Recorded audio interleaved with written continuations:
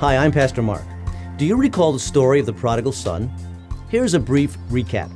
The younger son in the family demanded his inheritance while his father was still alive, and he took the money and squandered it on prostitutes and partying, a lifestyle that went against all the values that he had been taught.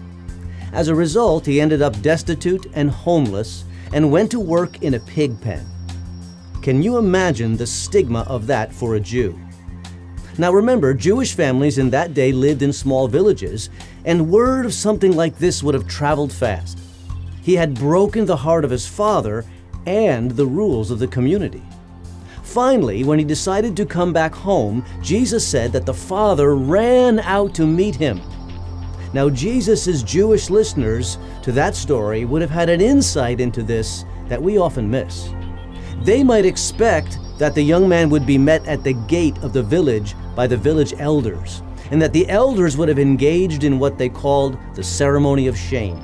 Taking a clay pitcher and smashing at the feet of the son, it would indicate that he was no longer welcome. When Jesus explained that the father ran out to meet him, not only is the father demonstrating forgiveness and love, but he's also protecting the son from that encounter.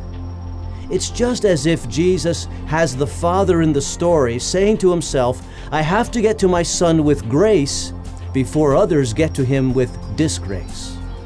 You see, the father had a different ceremony in mind, a welcome home party. And that's what God has in mind for you as well.